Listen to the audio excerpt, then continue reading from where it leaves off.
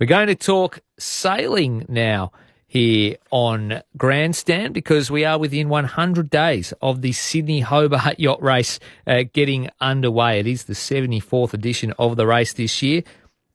And I am joined on the line by the Commodore, the new Commodore, I should say, of the Cruising Yacht Club of Australia, Mr. Paul Bellingham. Paul, welcome to you.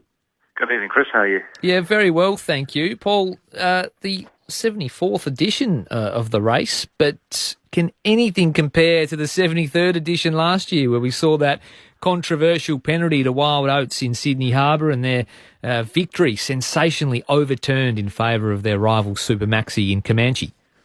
Yeah, well, hopefully we won't have quite the same amount of drama that way as we had. It was an unfortunate way to end the race, but certainly I was down in the Derwent when Comanche and Wild Oats came in, and for those who remember that, Wild Oats overtook Comanche to win by about 30, 40 minutes just to have that corrected afterwards. But we're hopeful of a very close, exciting race this year. Both those boats are looking to come back, and I'm sure there's some unfinished business to be done. Yeah, and it was such a sensational result in so many ways. Now, I suppose casual sailing observers might have moved on pretty quickly after the result was overturned and it was all made official that Comanche would be the official winner. But how long did that decision and the result reverberate around the sailing community for? Oh, look, I think everybody had their opinion. It was, I remember watching the incident from the helicopter coverage in Sydney, and when I got down to Hobart a couple of days later, and people were pretty split.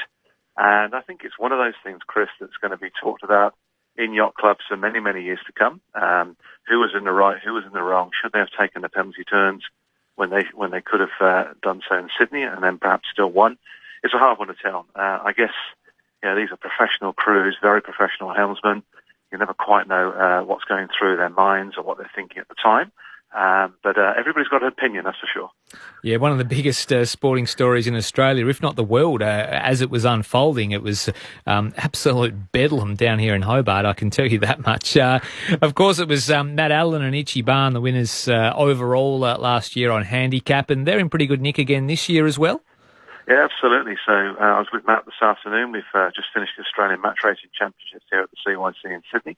And Matt had a great win last week in the Flinders Island race. So he really is on fire. He's got a fantastic boat, great crew. Wouldn't be a surprise at all to see Matt back up, but there's probably 80 plus other yachts who've got a different opinion.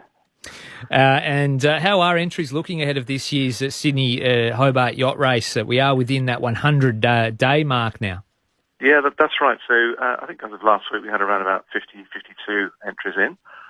We're expecting somewhere between 80 and 90. A lot of boats are using this year as, if not a warm-up, but certainly preparation for the 75th anniversary in 2019. A lot of different countries represented, but a really quality fleet. We're expecting the 4 Super Maxis once again, plus a whole host of boats of that sort of 50 to 60 range, similar to Matt Allen's. And, of course, the 74th edition of the race this year. Next year is the big one, the 75th anniversary. I know we're a long way out, more than a year, of course, but anything in particular planned or anything special we can look forward to for the 75th anniversary of the Sydney Hobart? Yeah, that's the question we're asking ourselves. How do we celebrate such a fantastic milestone in the right way?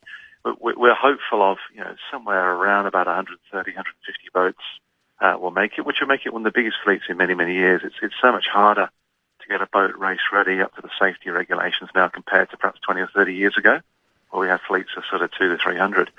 In terms of who's likely to come, the Super Maxes will be there. There's a lot of boats targeting this from around the world as saying, hey, we'll come down to Australia for the 75th, and we'll find out, I guess, over the next 6 months, those who are planning to come.